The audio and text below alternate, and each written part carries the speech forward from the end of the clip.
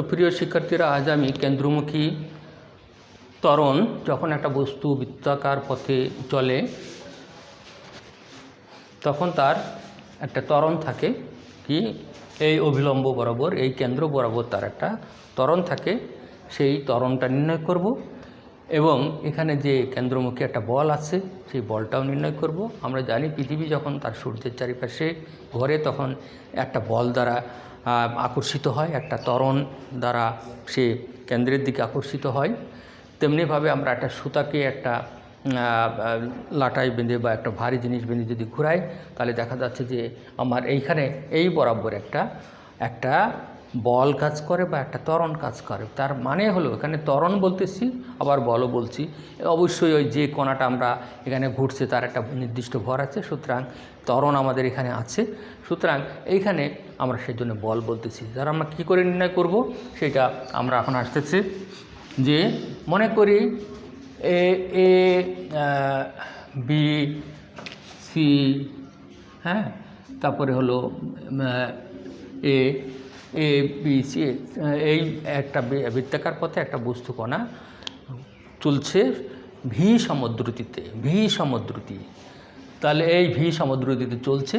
তাহলে বস্তু কণাটি যখন এ থেকে টি সময়ে বি বিন্দুতে যায় তখন আমরা একটা জিনিস কল্পনা করব যে এ বিন্দুতে একটা স্পর্শক অঙ্কন করব, যেটা দিক হলো এসি বরাবর।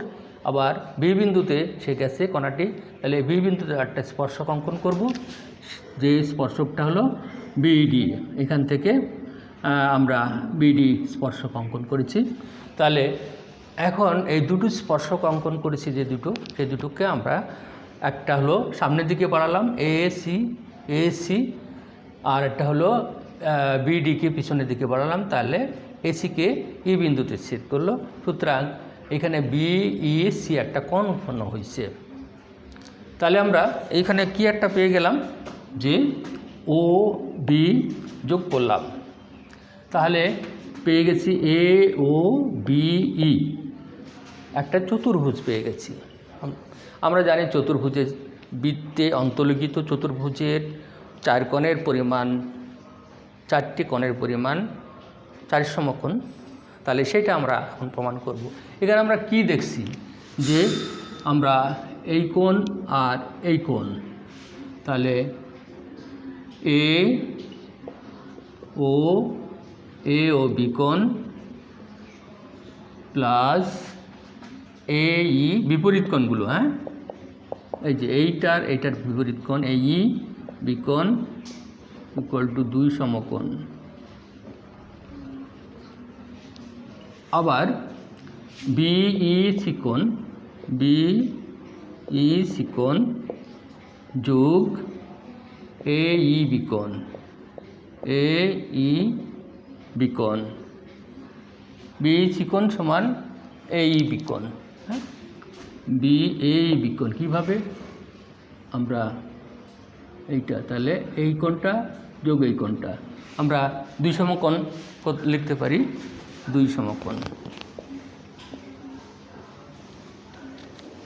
সমকোণ আমরা লিখতে পারি। তাহলে আমরা কি দেখতেছি, এটা কি দেখতেছি যে রাইট হ্যান্ড সাইডে 2 সমকোণ আছে, তাহলে লেফট হ্যান্ড সাইডে কী হবে, ইকুয়াল হবে। তাহলে আমরা কি লিখছি, তাহলে এ ও বি কোণ যোগ এ ই বি কোণ ইকুয়াল টু বিইসি কোণ যোগ এ ই বি কোণ। এইটা হয় আমরা right hand side equal to left hand side আমরা লিখলাম। তাহলে বোথ সাইড থেকে দেখা যাচ্ছে যে এই বি কোণ ভ্যানিশ হয়ে যায়, লিখতে পারি আমরা। তাহলে অতএব আমরা কি লিখছি, এ ও বি কোণ ইকুয়াল টু বিইসি কোণ। কোনটা হলো বিইসি কোণ, যেটাকে থিটা ধরে নিয়েছি। তাহলে এ ও বি কোণটাও থিটা, তাহলে আমরা এটাকে বলবো থিটা। আমরা এই থিটা কোণটা বের করার জন্যই কিন্তু আমরা এটা করলাম। সুতরাং এখন আমরা দেখব যে এই বি বিন্দুতে বেগটাকে যদি আমি দুই ভাগে ভাগ করি, একটা হলো হরাইজন্টালি, দ্যাট ইজ আনুভূমিক উপাংশে, আর উলম্ব উপাংশে মানে হলো তার ব্যাসার্ধ বরাবর। উলম্ব উপাংশ মানে হলো ব্যাসার্ধ বরাবর। তাহলে আমরা কি পাই সেইটা আমরা দেখব এখন। তাহলে এখানে পাচ্ছি আমরা ভি মানে এক্স বরাবর, এটা এক্স বরাবর। তাহলে ভি এক্স ইকুয়াল টু কী লিখব, এই বেগ, কী বেগে, বস্তুকণাটা ভি সমদ্রুতিতে চলছে। একটি বস্তুকণা এই বিন্দু হতে এক বৃত্তাকার পথে ভি সমদ্রুতিতে চলছে। তাহলে আমাদের এই ভিটাকে ভাঙলে আমরা ভি কস থিটা অনুভূমিক দিকে, আর আরেকটা হলো V Y V sine theta, এটা আমরা লিখতে পারি। তা আমরা জানি যদি এখানে এই থিটাটা ভেরি স্মল হয়, খুব কাছাকাছি, হ্যাঁ, ভেরি স্মল হয়, যদি আমরা খুব ধরে নেই যে ভেরি স্মল, তাহলে এ বির কাছাকাছি হবে, হ্যাঁ, ভেরি স্মল এই থিটাটা, তাহলে এ বির কাছাকাছি হবে। সুতরাং আমরা বলতে পারবো যে এইটাকে যদি আমরা 0 ধরি, হ্যাঁ, cos থিটা 0, থিটা স্মল, তাহলে এখানে ভি হবে cos 0 ডিগ্রি সমান হলো ভি, আর এইটা কি হয় ভি থিটা। যদি সাইন থিটা, যদি থিটা খুবই স্মল হয়, সাইন থিটাকে থিটা লেখা যায়। তাহলে আমরা কি পাইলাম, এই দুইটা পাইলাম, একটা হলো এইটা, কিন্তু দেখা যাচ্ছে যে ভিএক্সের দিকে তার ত্বরণের কোনো পরিবর্তন হচ্ছে না, বেগের কোনো পরিবর্তন হচ্ছে না। যেখানে বেগের পরিবর্তন হয় না সেখানে ত্বরণের পরিবর্তন, ত্বরণ সৃষ্টি হতে পারে না। সুতরাং আমরা ত্বরণ কিন্তু এই যে উভলম্ব এই দিকেই হচ্ছে, সেটাই কিন্তু নির্দেশ করছে এই দিকে হচ্ছে ত্বরণটা। তাহলে আমরা এখানে ত্বরণ কি পাইছি, ত্বরণটা কি পাইলাম, তাহলে V Y equal to V theta, এই। তাহলে আমি ত্বরণ যদি এখানে পাইতে হয়, ত্বরণ মানে কি বেগ বাই সময়, তাহলে আমরা V Y by T equal to V theta by T লিখতে পারি। তাহলে এটাকে আমরা ত্বরণ বলতেছি, যেটাকে আমি এই দ্বারা নির্দেশ করেছি, হ্যাঁ, এই ভেক্টর, আর ভি থিটা বাই 2 এটা ভাগ করে, এটা করে আলাদা করে নিলাম। সো ভি, এটাকে ওমেগা বলবো, কৌণিক বেগ এত। আমরা জানি যে ভি এটা হলো V by R, that means আমরা জানি V equal to omega R. তাহলে omega equal to V by R, that is V square by R.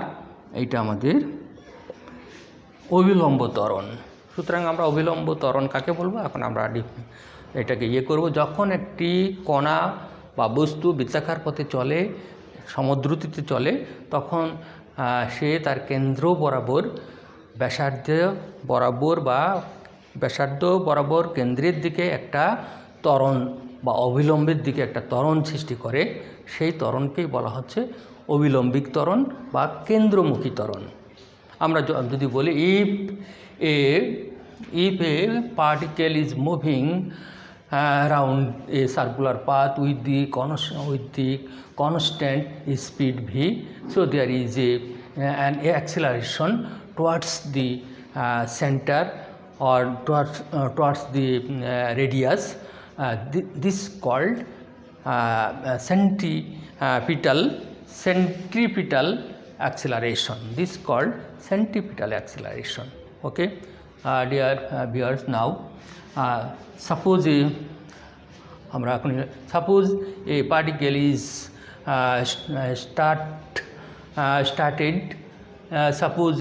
particle is started moving from a point, and after t second it will reach b at point b with a constant speed v.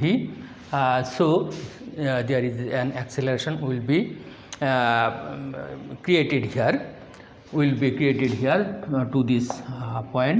So we start from this point, so we draw a triangle towards this, and this directional AC, and at point B we draw a tangent and its direction is BD. If we increase these two lines DB and AC, so it will cut by, it will coincide, it will meet at the point E, and thereby an angle is created BEC, which is equal to theta. So from the figure AOBE, from this figure we have AOB AEB equal to 2 right angle, and BC AB 2 right angles. So according to the mathematics we have, so right hand side is equal, so left hand side must be equal, so we write down this, and we have this, so this is nothing but theta. So if we resolve at point B the velocity of V, we will have Vx V cos theta and Vy sin theta. If theta is very small, so we can consider, we can imagine A is equal to, A is near about the B. So if theta is very small, so we can write down theta is 0, so Vx equal to B. So there is no any velocity in this direction, but Vy is V sin theta. If theta sin theta is very small, so we can write down theta equal to sin theta equal to theta, so Vy equal to V theta. So we will have this term. If we consider the acceleration, we have had only the velocity. So divided by t, we divided by t, so we will have the acceleration and this, and we know v equal to omega, v equal to r, and in this. So if v can be written in terms of angular velocity, that is v equal to omega r by r, the whole square, that is omega square by r square by r, that is omega r. That is A equal to omega square r. Okay, A equal to omega square r. This is the acceleration, centripetal acceleration of the body which is moving around the circular path. So if we consider the force, centripetal force, so we have to consider the mass of that particle. Suppose the mass of that particle, আমরা মনে করলাম যে ওই কণাটির ভর হলো m, so m equal to এত and a equal to v square by r, তাহলে that is m v square by r, that is m omega square r, তাহলে f equal to f omega square r or m v square by r. This is the centripetal force of that particle. Dear viewers, now if we consider the particle which is moving around the circular path whose mass is m, so we according to the Newton second law we can write down this f equal to ma. So if we put the value of a, so we will have this f, finally f equal to m omega square r. This is the centripetal force of the body. Dear viewers, thank you very much for being with me. Please share this video. If we suppose we have this,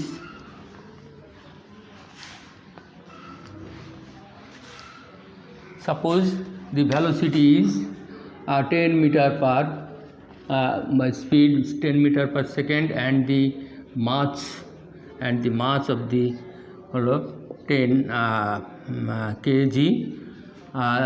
So we'll have the force m10 into v v10, and the radius is 5 centimeter 5 meter, so by 5, so we have 100 by 5, that is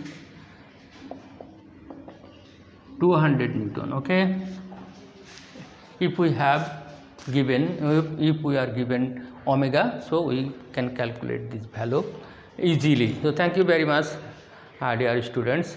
Please share this video to the other friends, and try to share it to the rural area where the students are not having the good opportunities to learn it. So please share it to the rural area of your friends. Thank you very much.